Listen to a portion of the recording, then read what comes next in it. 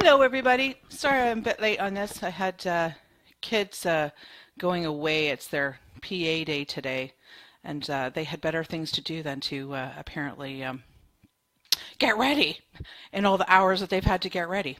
So anyway, I'm here, and hopefully we're going to have some people on today. I'm going to talk today about social media and what not necessarily what I am. I'm not an expert at social media in any way or form, but I do use it quite a lot. And I use it to my benefit, and I've learned a lot of things along the way, a lot of ups and downs and bad things and good things and stuff like that. And also seen some like massive improvements with social media that makes it really work for us as an industry as well. And I think we don't utilize it enough. And I think honestly we're kind of afraid of it sometimes, and we don't need to be. So I'm going to do just kind of like an overview, and I'd love it if you could ask questions. Hi Tricia, how are you doing out there in Calgary? It's a beautiful day here. It's as my kids like to call it, it's a long weekend, but it's only a long weekend for them because they have a PA day. So, but yeah, so we'll go through. So that's what I'm gonna do. So I really hope that you'll ask questions because, as I said, I don't pretend to be the expert at this at all, but I know I have quite a bit of experience in using it in different ways, and I know that it can be really beneficial to you and not as overwhelming as it needs to be. Okay, so I'm going to kind of go through, if there's any, as I said, any particular questions, but if there's any particular platform that maybe I might have more information about, I'll just ask, and hopefully I can give you more than you have. All right, so let me just think right now. So the first thing that I think is really important about social media is, and I just kind of do this as a caveat because I know this came up in the group this week. I think if you worry about privacy issues and your personal privacy, that social media is not going to be a good platform because you're always going to be antsy about what you post, worried about who's going to see what, and that's not going to make your experience with social media very good at all. So there's two things I would say. Either if you're that worried about it, if you're that sort of panicked that people are going to see things that they shouldn't, the first thing to do is don't even start. Don't put your business on there. If you haven't done it before and you just are worried about privacy, then don't bother going on social media. Now, I will also say, if you don't go on social media, you're missing a huge opportunity to market your value, market your business, tell people what you do and how great you are at it. And so if privacy is an issue for you, I think you need to just turn off anything that has been personal. Just don't do anything personal on social media, or at least pick and choose the platforms that you're going to be personal on, and the ones that are going to be focused on business, just focus on business. I have, I think for the most part, Facebook is the one where you can, well, actually no, Instagram does now as well, and so does Pinterest, but where you can have a personal and public page. But really your personal page is kind of like a tree. You know, your personal page is the trunk, and you can't have any of those branches without the trunk. So the branches being the business part of what you do. And given that that's what we really want to market, and we really want to tell people about ourselves, then it's important that you must know that you have to have a personal page in order to have any of these platforms for the most part. And there's reasons for it because they work a bit differently. Okay, so I hope that was clear. Basically, if you're really worried about privacy, don't even go there, but you're missing out on an opportunity. If you do go there and you're worried about privacy, just don't post anything personal. I know that I used to post a fair bit on my personal page. I'm far more selective now, and the things that I post are really just, kind of generic, not necessarily things that are going to be the most that everybody needs to see. And the other side to that as well, depending on the platform that you're on, if you have a business and you're going to be posting with your business, you really, really want to have your settings on so that there is no privacy limitations. So like for example, I have on my Facebook settings that it's a global reach. And even if I post the occasional personal thing or make a comment, whatever, it's in the public. And that's why you want to like stay away from private, personal, family things if you don't want that to go big. But you are now a business owner, and if you are going to run on social media platforms and your goal is to market your business or have people know who you are, create relationships, then you need to put your privacy settings onto public.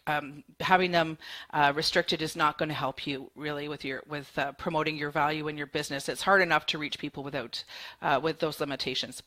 So all that being said, that's sort of my caveat for using social media. There's some like real massive value about using social media to promote your value, your brand, what you do. And a few of those things that are really key one is that it's instant, like it is done there out, and so easy because, as you know, you can if you're using Twitter, it's like 128 characters and you're done. I mean, like, what is that? Like just a few words. In fact, I find Twitter hard to use because I can never get my message down small enough to fit in there. But the thing about Twitter is that it's just snippets, right? And as long as you remember that. But it's all instant, and that being able to post instantly and get information instantly is really very helpful. And so I want you to imagine that you're really speaking to somebody. It allows you to be really informal.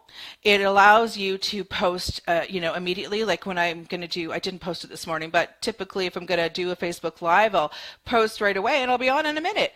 And if you're there, great. If you're not, you get to hear the recording. But it's so instant.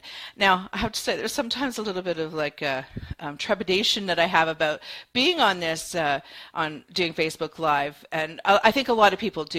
You have to kind of practice at it. Trust that you're going to say what you need to say. And the same thing when you're typing as well. Trust that you're saying the right things. I mean, sometimes we say things we shouldn't.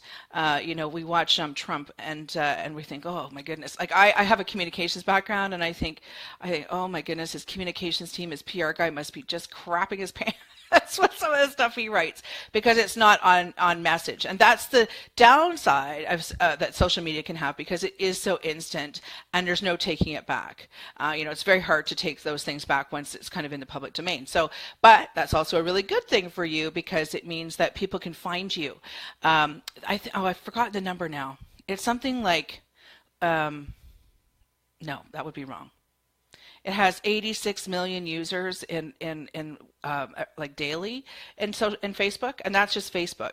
So it's like crazy amount of people can see you if we make ourselves available. So if we do it the right way, and if we are somewhat strategic, even if it is instant, and it's informal. So it is very informal, and as I said, you can your messages can be really on message, like really key for your business, or they can be quite informal, they can be comments. So however you choose, but that's really part of your brand as well.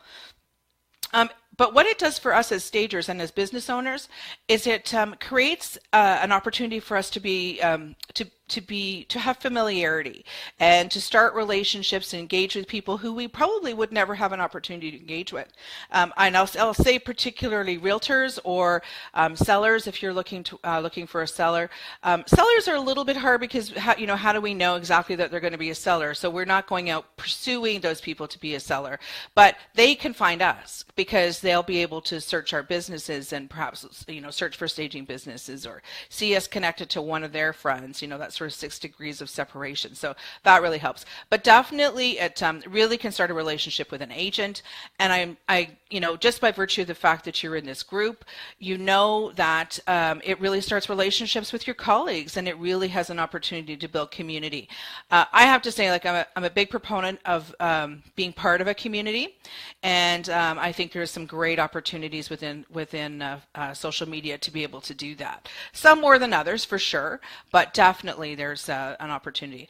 Some people don't want people that they went to high school with to connect with them and things like that. I have to say, and this is kind of the good thing about social media, you can be as connected to them as you want to be. If they friend you or contact you and you're not interested, you're not interested. If they connect with you and you connect back and you never speak again, fine. If you do connect with them, then wow, what a great relationship. I have probably half a dozen people that I've reconnected with over my 50 years of life, they're and we don't see each other, but we have this really sort of nice sort of energy between us of people that I haven't seen in years. I have a friend who I was sort of 18, 19, sort of 17, 18, 19, in those years where you start going to bars and you start drinking and doing all those fun things. And she was in a part of my life that God forbid anybody else would ever know about. But she also knew my mom, and she sent me a picture that came from the newspaper that she had kept from when I was 18, and my mom had bought a restaurant, and she kept that picture and she sent it to me after my mom passed away, and it was like, wow, I would never have seen that if I hadn't connected with her and been reminded of that. So there's some real bonds that continue, and as I said, you have a choice of yes, I want it, or no, I never want it, I don't want to be any part of it, and you can make that absolutely that choice. It also is a great place for you to start creating a brand, and this is a great place when you're specifically thinking about the social media platforms where you have an opportunity to post about your business.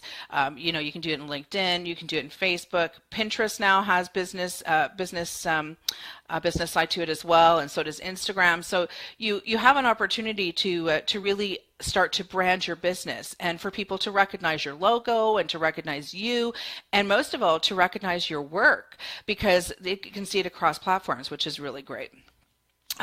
It's also a great opportunity to start a conversation. So if you are on Facebook or any of social media platforms and you meet someone that you think would be quite interesting, I should just have to tell you, last night I was on just checking through my phone before I went to bed, and oh, here comes my coffee. Thank you. Thank you. Can you take the dog out too, please? Yeah. Thunder, come on. Sorry, Big Husky. Have fun. Off to Grandma's for the day.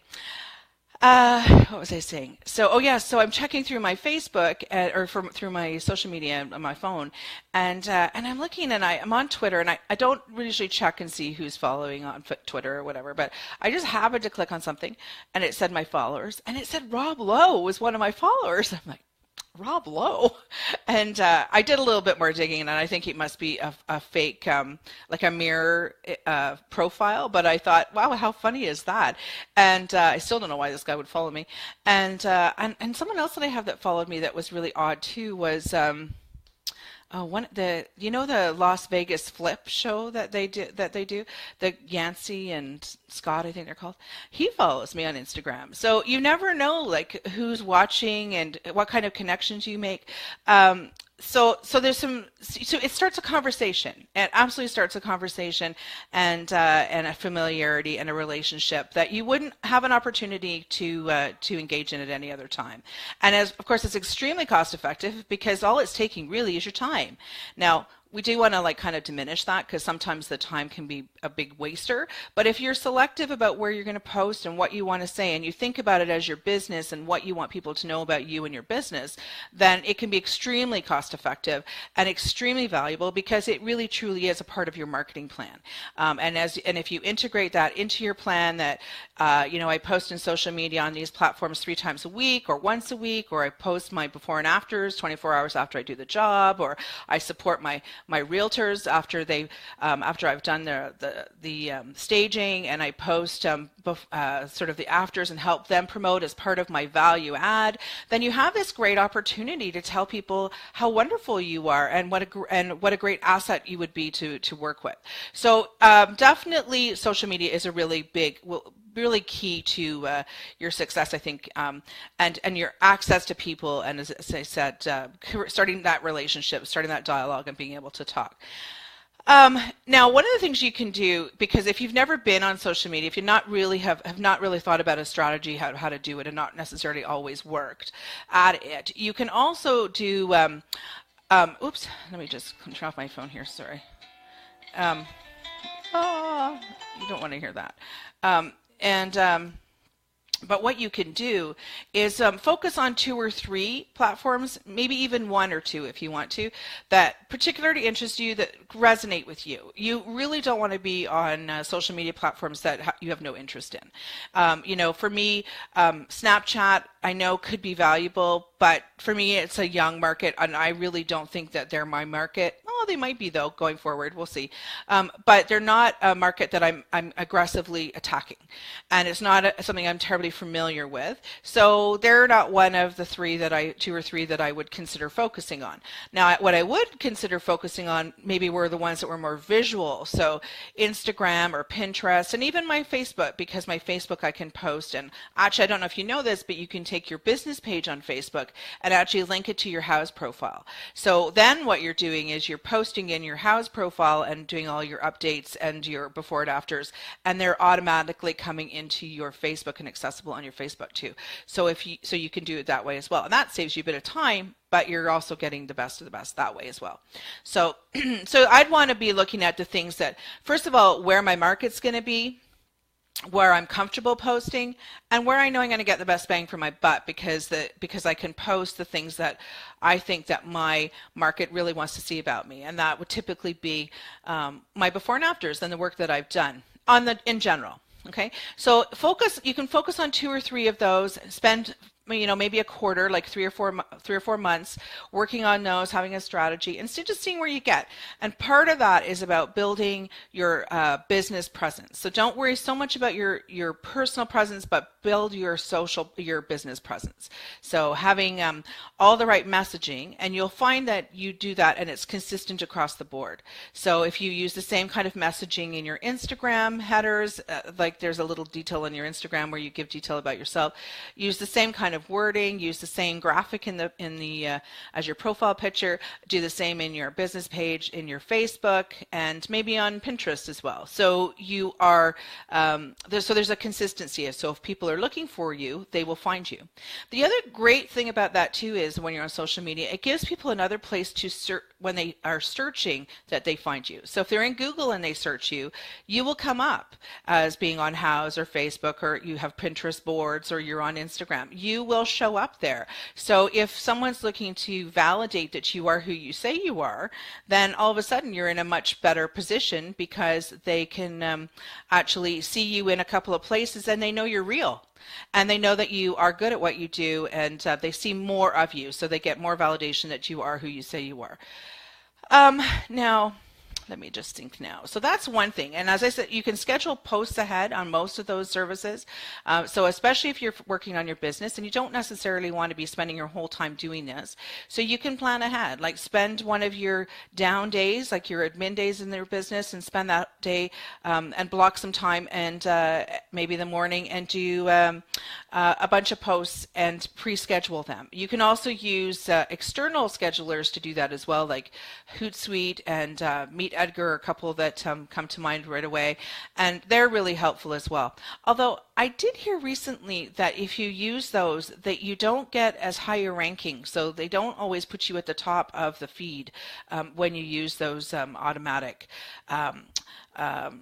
schedulers. Now, I suspect that one of the reasons for that, and this is something that is very important about social media, and especially what I know about Facebook, is that Facebook is really about the user and not the marketing, not the advertising. I mean, obviously they make a lot of money with their advertising, but their guidelines on advertising and posting are very strict, because they want the user to have the best experience.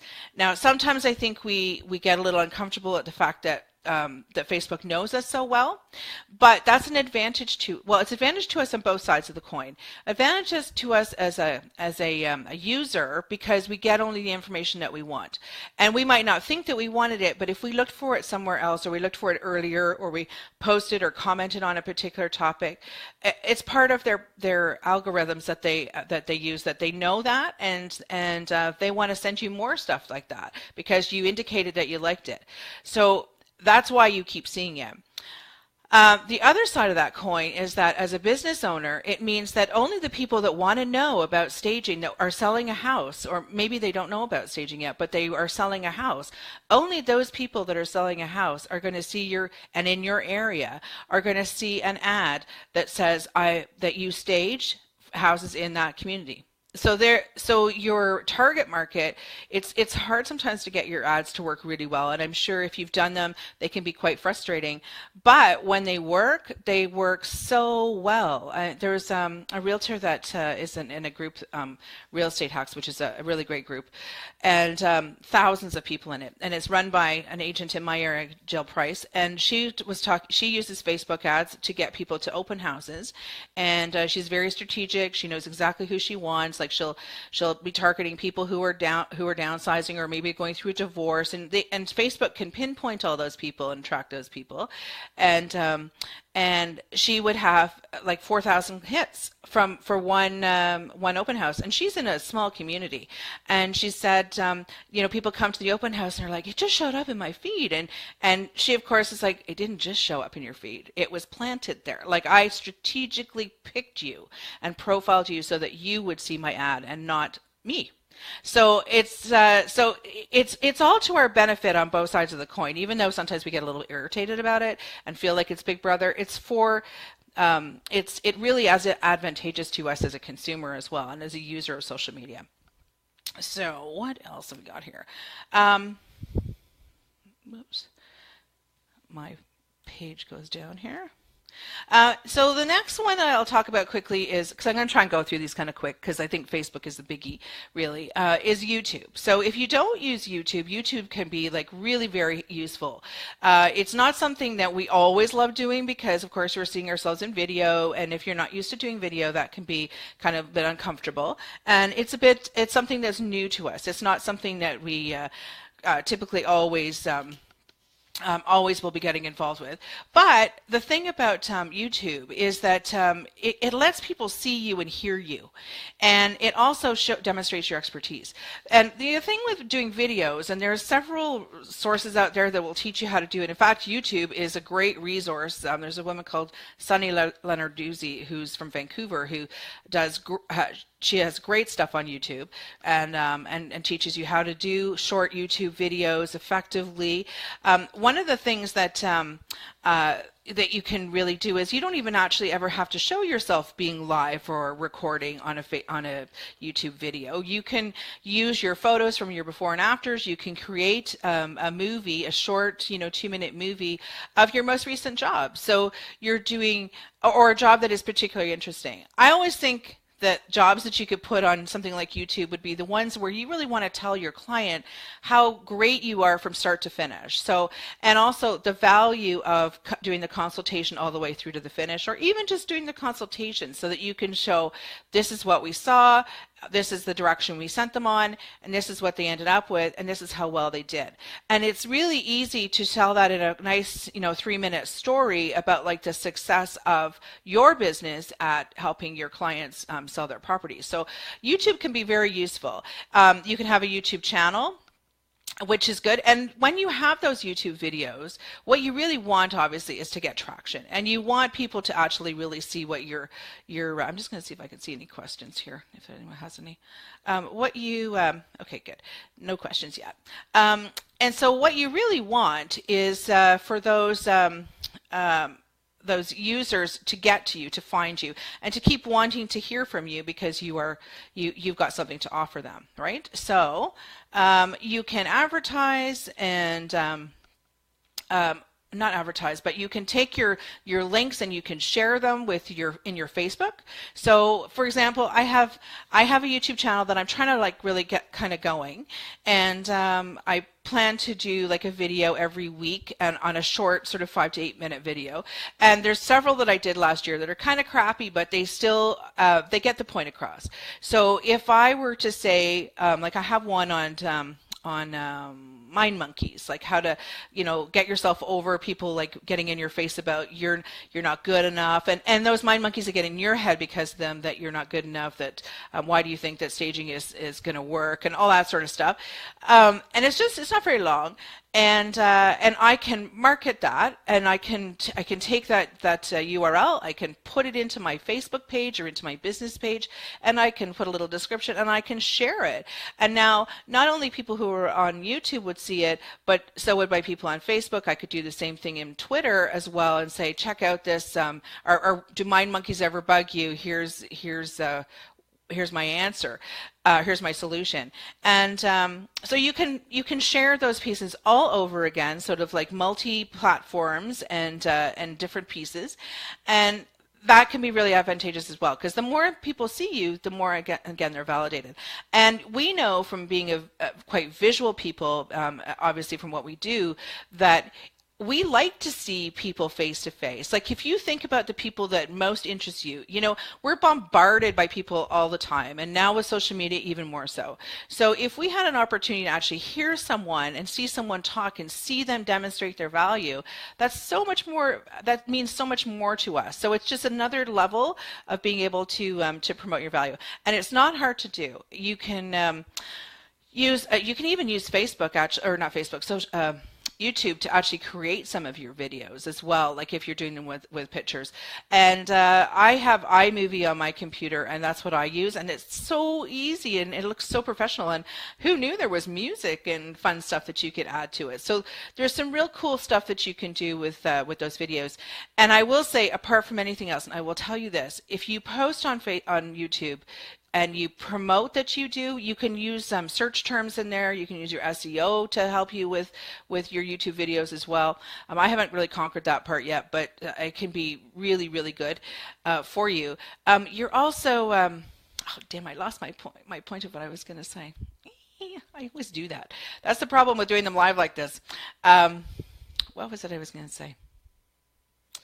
It'll come back to me, but it is really invaluable to grow your audience as well, and to prove your value. And they're not really that difficult to do. Oh, I know what I was going to tell you. So because I have been on YouTube and I've been building my channel, I search a lot for stagers, and I'm telling you, stagers don't use this platform enough. So if you can get yourself onto using YouTube and posting videos about what you do, and posting your before and afters, and sharing them, and really sort of generating some interest, you will find that that there's a captive market out there, and people aren't doing it. I look at YouTube videos of stagers, and they're all 3 or 4 or 5 years old. There's nothing new. So you could do a lot by doing that. And also you could tell me too if there's anything particular that you would ever like me to demonstrate that I could do on YouTube, because I'll do that as well. But so YouTube is cool, and you can brand your channel as well and invite people to your channel. LinkedIn is also really good, and it's I would say mostly specifically if you're trying to reach agents and you really want to be up to date and professional. For me, and I don't know if this is necessarily the reason for LinkedIn, but for me LinkedIn is the place where if I'm expecting to be seen as a professional, that's where I'm going to do it. That's where I'm going to show my almost like my resume. That's where it's going to feel like I was applying for a job, or someone might be checking my credentials. It would be in LinkedIn that would happen. There's a ton of realtors on LinkedIn, and often they're the same realtors that see you on Facebook, but they're at a more professional level on LinkedIn. So LinkedIn is really important, just even if you just make sure that your profile continues to be up to date and people can search you there. The other one is Houzz, and it's not necessarily social media, but it is a really good resource, and all of you should have a profile there. It's free.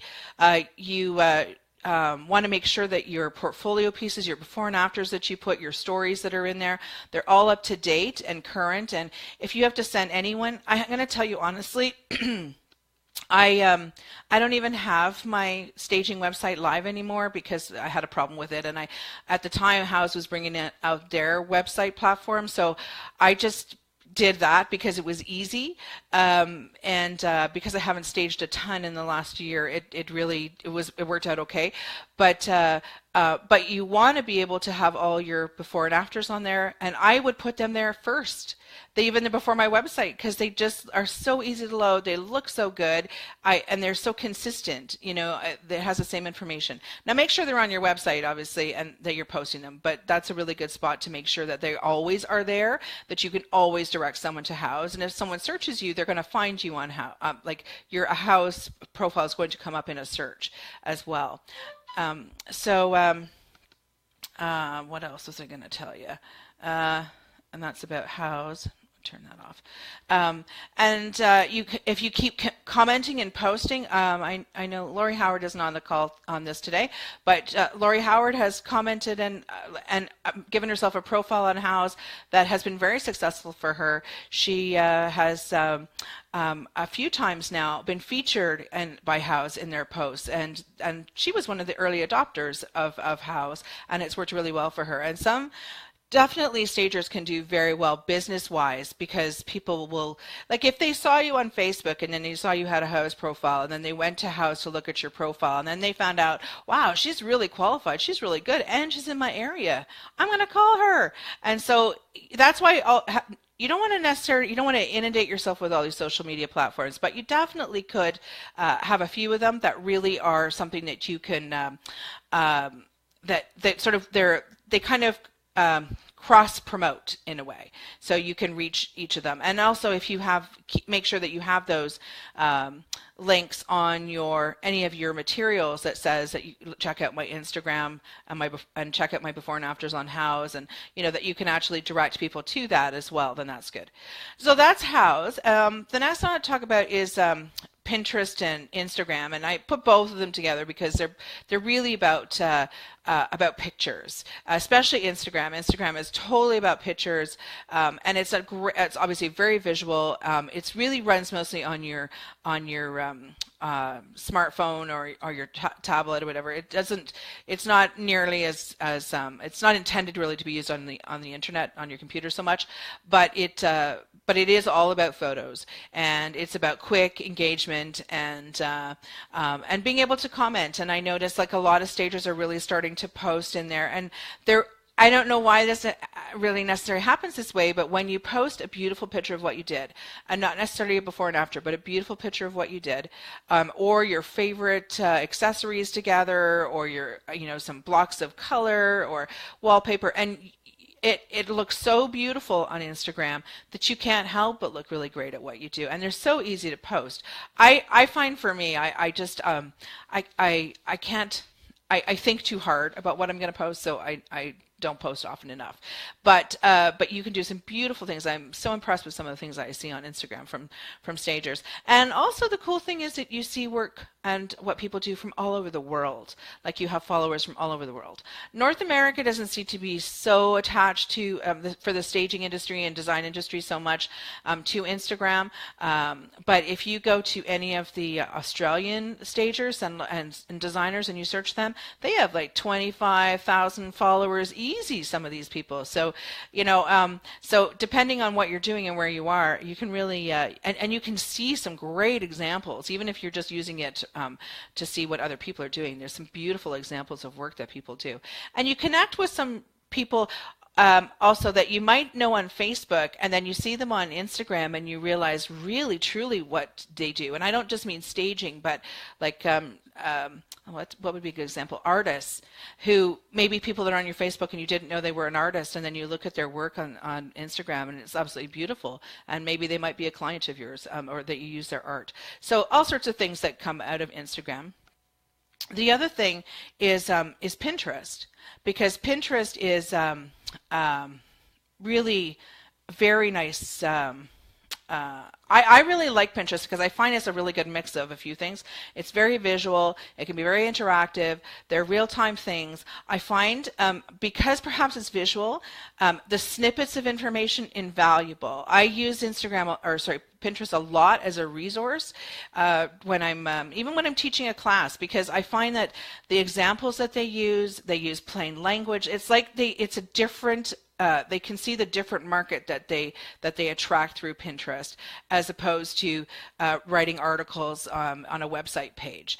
Pinterest is often about doing infographics, so you often will see those infographics. There's very cool things about staging. And the cool things about Pinterest is that if you write a blog that you see a blog that you really like, you can pin those articles or those blogs from yours or someone else's site, or your pictures from your house site, and you can pin them into your boards on Pinterest. So other people who are searching for staging examples or DIY examples, or I want to really try to get back into sewing and quilting and doing and felting, and because I really have stopped that since I started my business, and I'd really like to get back into it. And I have like reams of examples of patterns and things that really motivate me and excite me to want to use it, but I also can post my own, and when I have things that I think are really interesting that I want to post that are relative to my business, I can post them as well. So really some good stuff with that as well. So Pinterest I find really visual, and I love it because it goes that bit deep further. It's probably not deep enough for some things, but it will lead you to those things. And one of the things that is really key about all of these platforms, so this is just a snippet, and I'll talk about Facebook in a minute, but this is just a snippet of what's available to you, is that you also really want to think about your ideal client and where they're going to be. And this is really important. So there's those few things about do you enjoy being on it? Does it suit your business and your brand? And will your clients be there? Will they be looking for you there? Because if you're going to market, you need to know that they're actually going to be looking for you in that spot. And so, for example, when I started my business, I really Pinterest, I don't think it was even around, and it was sort of started up after that, and I was way too busy to go on Pinterest, and I just assumed it was about crafts and DIY stuff, and I never really thought too heavily about it, and so I never bothered. And then one day, and I don't remember when this was, something came across my Facebook feed, I think, that was about Pinterest, and I just clicked it on, and I was like, wow, what a big resource. Oh, I know what it was. I was actually I did that, and then I took a class about my ideal client, about how to figure out who my ideal client was and where they were. And I realized if I was smart, I would be thinking that my ideal client would be in the places I want to be. And if I want to be looking at Pinterest or Instagram and looking at photos, or Houzz or YouTube looking at videos, and that's where I get my most information and my most like my trusted resources, then that's very likely where my clients are too. So you want to know that your clients are going to be where you're going to market your business most, and what are they going to want to see there? And usually it's your before or afters, or they go to YouTube and they want to hear you. So so you want to think about that, and when you're thinking about what 2 or 3 social media platforms that you could target with, think about that, because you want to enjoy posting. You want the people that you want to work with to be seeing you there as well, and you want to be able to share them something that they would actually be able to go to, because they know what it's all about as well. So that's very important as well. So that's just a snippet of those, but I'm going to go into YouTube after I have my sip of coffee. So Twitter is really cool as well. As I said, it's like very short snippets. Now I'm going to give you a tip. If you haven't heard of this before, bear with me if you have heard it before, but when you are looking at social media platforms and you're thinking about your marketing plan, so you can really start with the idea of, for us in this industry, for your before and afters, and about blogging. So if you post your before and afters in on your website, and you have your pictures, then you could have this great article, and let's say it's 500 words, and you have like 4 or 5, like 2 sets of before and afters in that thing, or in that article, or you have an article that's talks about how the consultation is invaluable to selling your house, and you have a couple before and afters, and you have those as blog articles on your website. what you can do then is take those articles and you can break them down, and use them across your platforms. So if you write one article, you can take out of that article a photo that you can use on Instagram. You can take out a key learning or a tip and put that into Twitter. You can take a shorter article and you can take that article and narrow it down into a couple of paragraphs and use it on your on a Facebook post, and you can lead people to the bigger article so they can see more about you. What's the other thing? There's a few different things that you can use, but a blog article has many different ways to actually be used across the social media platforms. And so if you wrote an article, like if you were blogging and you wrote an article once a month, then you would have that article. You could use that topic all month long, and you could pull out different Twitter comments and post tweets, I guess, tweets, and you could put, so you could have multiple different tweets over the month, and you can schedule those. You can take multiple different posts, and you can schedule those on your Facebook. You can take different photos, and you can put them in Instagram or Facebook, or in most Instagram or Pinterest, and you can then link back to your article. Now, this is kind of going off track a little bit, but one of the values of doing that is if you don't really want to write a newsletter, but you want to be able to get people into a list that you can market to them so that they are in your funnel, and now they get to hear how great you are, and you're kind of like nurturing them in your funnel. You can actually do an opt-in. So when they go, and you've probably done this all yourself, so when you go from an article on Twitter, no, not an article on Twitter, an article or post on Facebook, and you say click here to read the rest of it, and it takes you to your website, then you can also have a little box that says opt in here, sign up here if you want to read more of these, and that way they get into your email list then, and you can keep sending them great materials and more materials. And the other thing too about the blog articles is you can repurpose those later as well. So you can come back to those, a year from now and repurpose it again and use the same article but different pieces in it as well. So it can be really like you're writing an article can be your way to determine a topic, and if you want to have a theme every month, then you can use your blog article to actually be consistent across all your social media platforms and determine and help you not have to reinvent the wheel, really, and so that you're not stressing about what you would post if that's something that you would worry about. So that's Twitter. And the other thing with Twitter is that, and I do, is that you can cross-share that stuff. So if I put a picture on Instagram, and with a comment, with a description, and I tagged it, and I had, if I tagged it, and then I hit the button to share it onto my Twitter. My Twitter also, I've also hit it to share with my Facebook. So it automatically will bring, when you share with Twitter, it'll take your 128 characters, I think, is it 128 or 135? I can't remember. But it'll take your characters, it'll take that article, narrow it down to those hashtags. That's it. That's what I'm looking for. And it'll take your characters and take them down to the right amount and move them into Twitter and give the link so that it goes back to Instagram or wherever it is you're trying to get them to go to. So, and then you can do the same thing on Facebook, and so you can share those postings as well. So you only actually have to post it once. So Facebook is it's kind of the behemoth of social media. It is it's a big mother, and I know, I mean, for years that I've been on Facebook, they're always saying, oh, it's out of date, nobody uses it. And this actually kind of comes back to your ideal clients as well.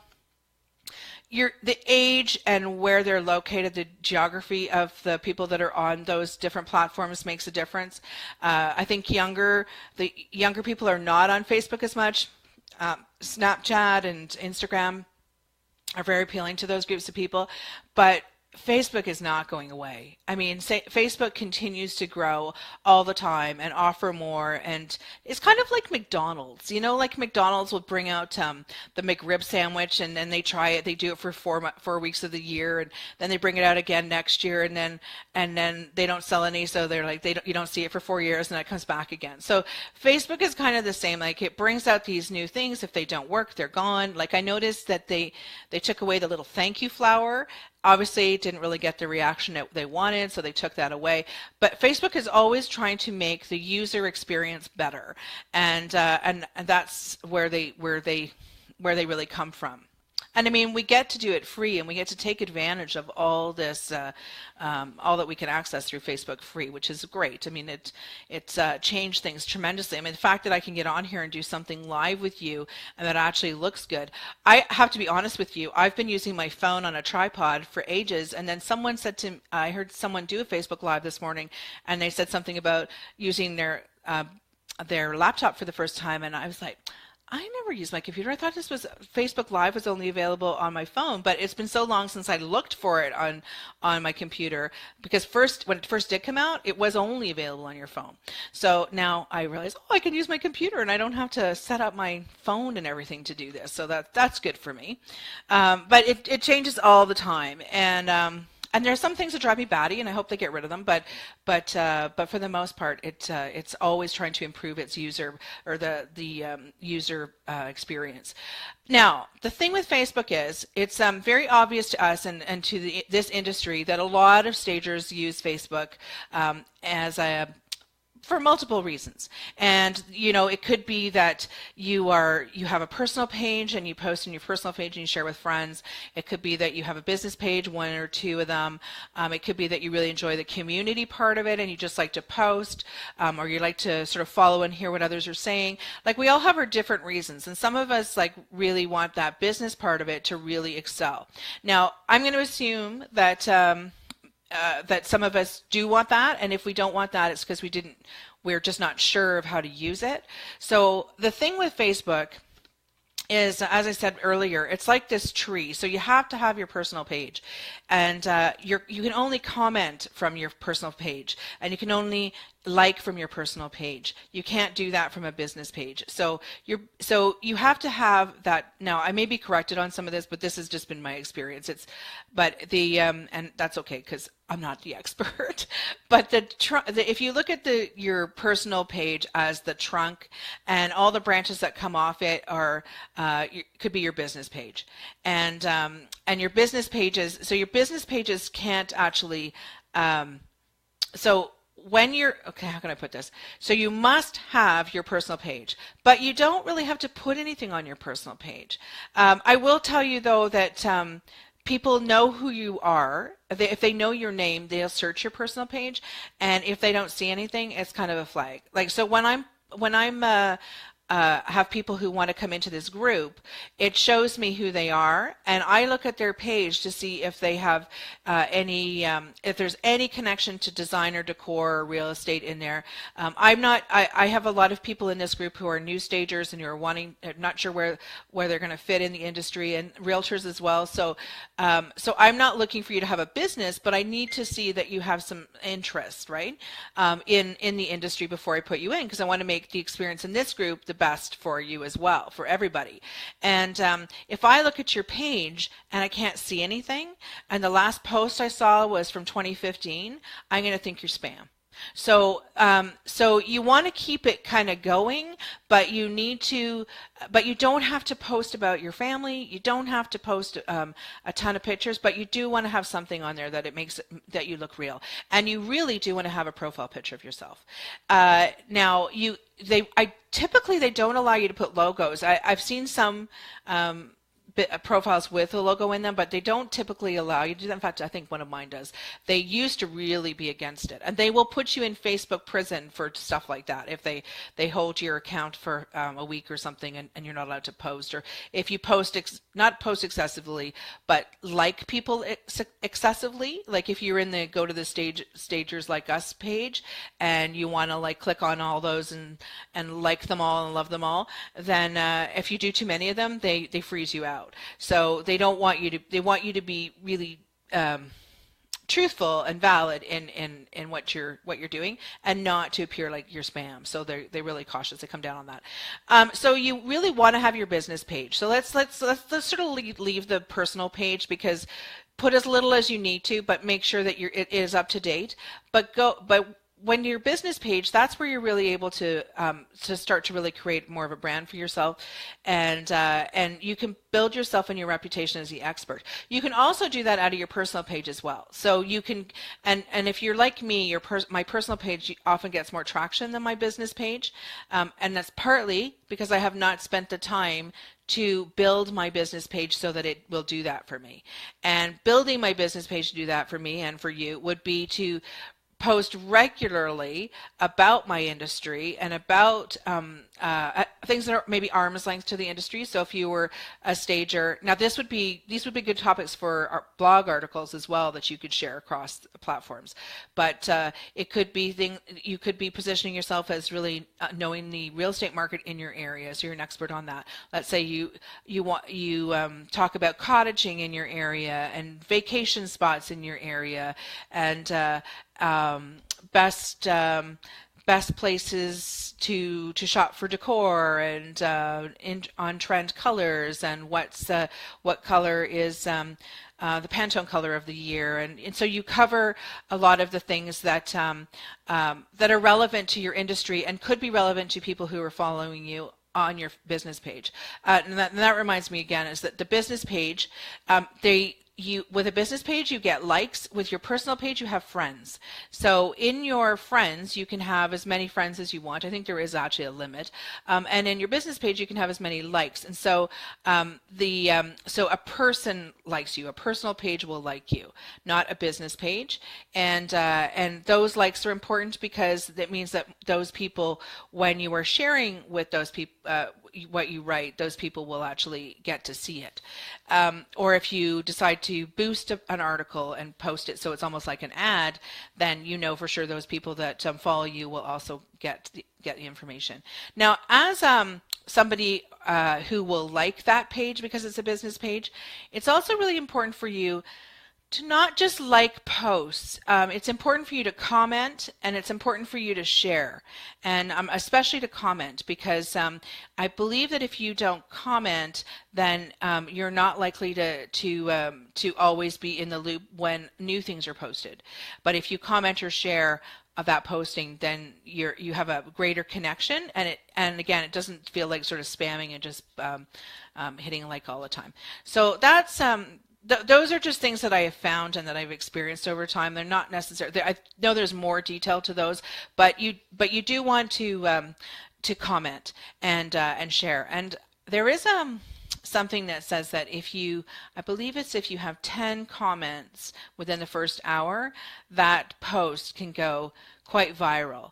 And so if you see something you really like and you really want other people to see it, share it and comment on it. Don't just like it, okay? Really say something. And I have to say, sometimes, as someone who posts, I really want to hear the comments. I love it that you like it, but I want to hear the answers as well. So you want to do that as well.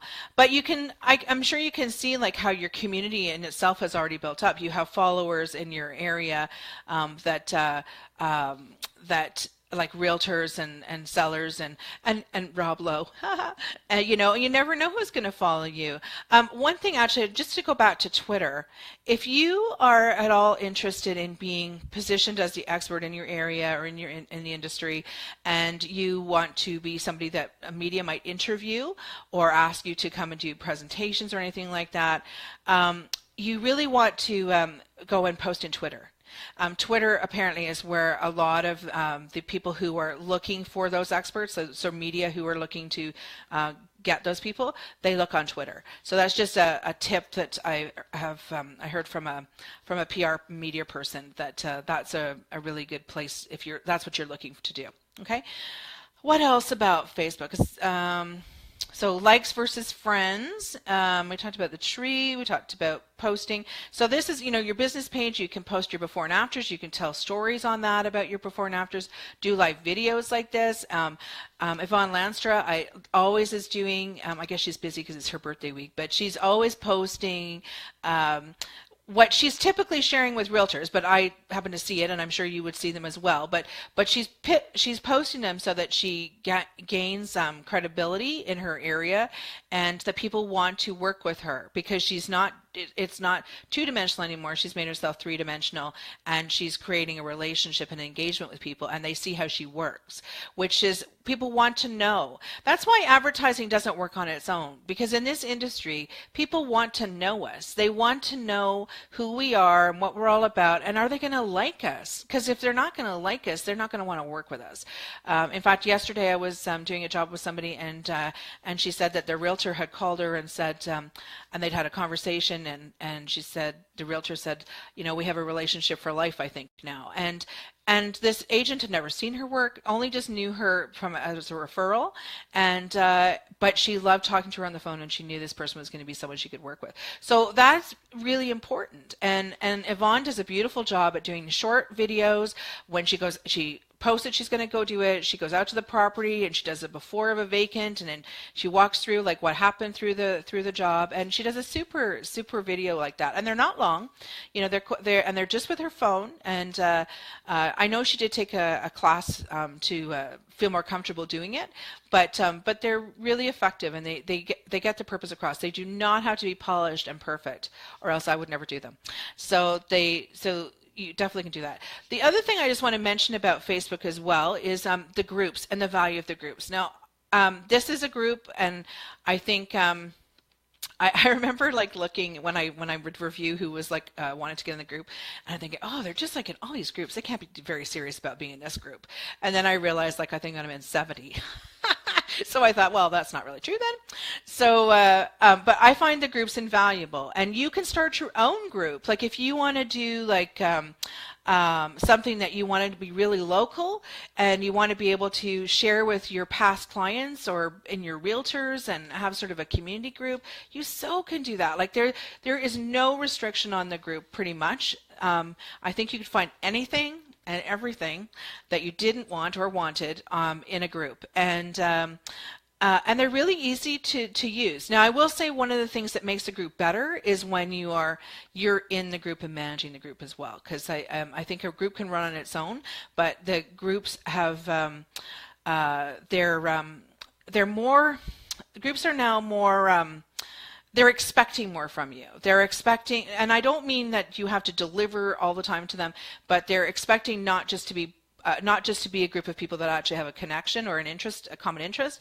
They're expecting something to actually be a dialogue to be happening through that group as well. But they can be super. I use them for my programs. Like you know, I have a successful stager group it's a closed group, and so it's only for people who have paid to participate in the program.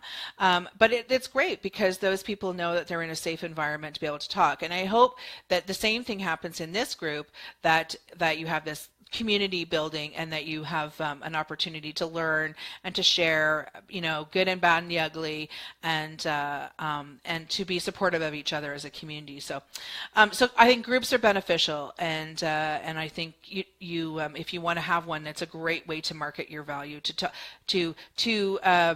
what would that subtly share your value, and with your community as well, the community that you choose that you want to share with. So that's kind of groups. We talked about friends and business pages, and how you have to have your personal page, but it can be sort of at arm's length.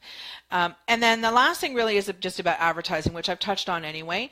So advertising, you can through Facebook and Instagram and Pinterest, you can do it, and I'm sure some of the other ones you can as well. Even Houzz, you can pay more to get higher profile, but there's all sorts of advertising sort of programs and pieces that go with those social media platforms, and they will get you higher on the page.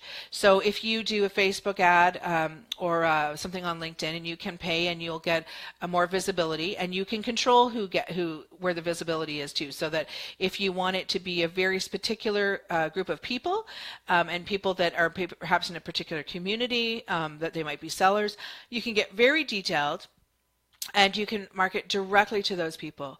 I would actually really recommend that you pay someone to do them, though, to begin with, so that you get get someone who knows what they're doing. There's some really great videos on YouTube on exactly how to do a Facebook ad, and some of them they really drill down deep, but they're really invaluable. But there's some really great things you can do on Facebook, and somebody who I would recommend, and I don't know if she's doing anything now, but I first heard her talk, and it was my first introduction to how valuable Facebook could be. Was her name is Rebecca Mountain, and she's from the Toronto area, and she now she was going out and doing little training sessions, but she's too big for that now, and she does have stuff on Facebook and on YouTube, and she's really good and really easy to listen to and very, very clear, and she doesn't leave anything out, and she's really good. And so you want to find somebody who can really show you the right way to do it, because if you don't do it the right way, it's just frustrating, and you don't need it to be frustrating. You want it to work for you. We're not in the market of marketing, so we're in the business of marketing, so we want to make sure someone can do it for us. So anyway, so that's the sort of social media in a nutshell that I can think of. What else? Anyone have any questions? I know I tried to cover a fair bit there, but I'm just trying to think if there's anything that you'd want to know. I think one of the things I can say this about Facebook is you want your messages to be fairly short and fairly punchy. You don't want to use it as a soapbox, really. You want to use it be smart about it, especially because if you think about yourself as being in a business, is the message that you're putting out there, regardless of the platform, something that you want people to associate with your business? Because you can't help but have them associate their business with you. You are the face of your business, so it's really important that what you put out there is actually really what you want people to hear. Like, I see there's stagers who will say a lot about American politics right now, and I don't have to even comment.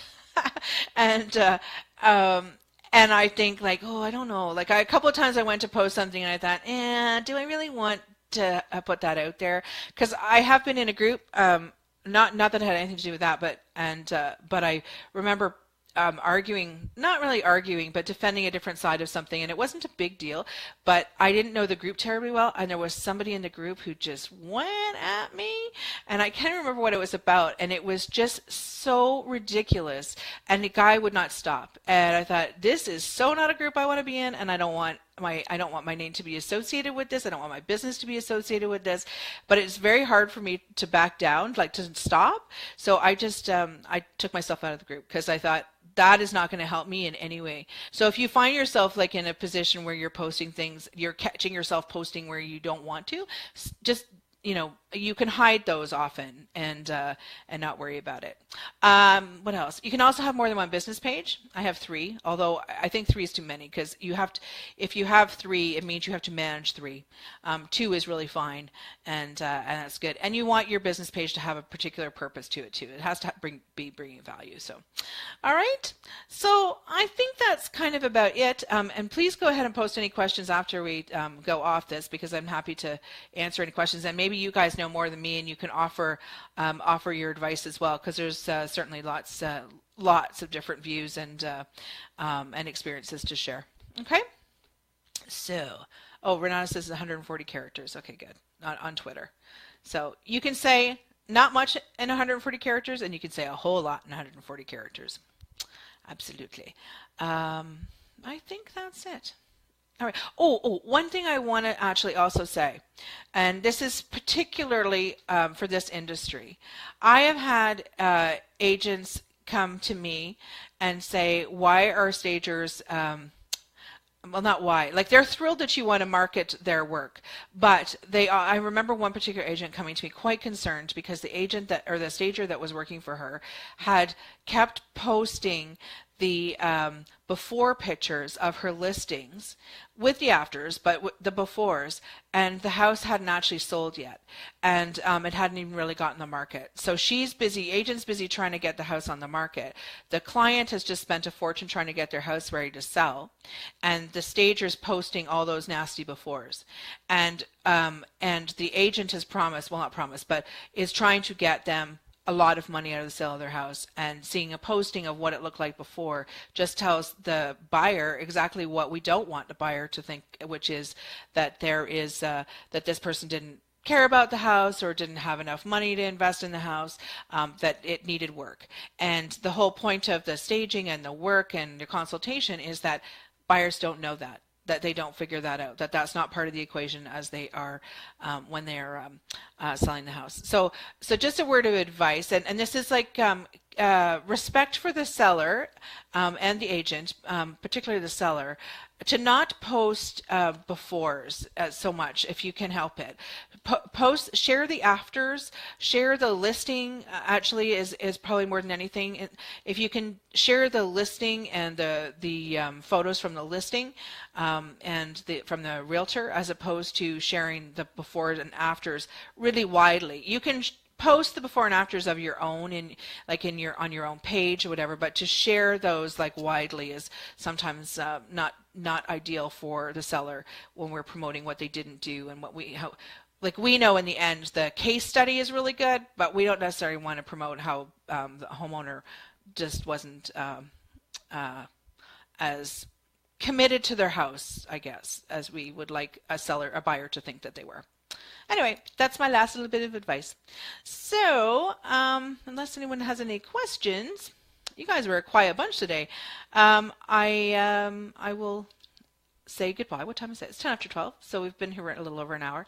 So I hope you guys are liking these, and I keep doing them because I quite enjoy doing them, and I get good feedback, but please let me know if there's a topic that you're interested in. I know a few of you have said different things, and I definitely have them in the hopper. I have a couple people that I'm actually, and Lori Sawana, as I'm hoping is going to do a session on color for us too, because that's often something that we're wanting to know more about. And so we'll keep doing these, and they'll always be here on Fridays at 11. And always recorded as well. And they're recorded and saved in the Facebook in this group, but they're also available through on my YouTube channel as well. Okay, so I hope you guys have a great weekend, and the weather's looking lovely, and we're into June, and it's starting to feel like June, which is great. All right, thanks, Melody. You too. Have a great weekend. All right, take care, guys, and we'll see you next week, or in between there sometime anyway. All right.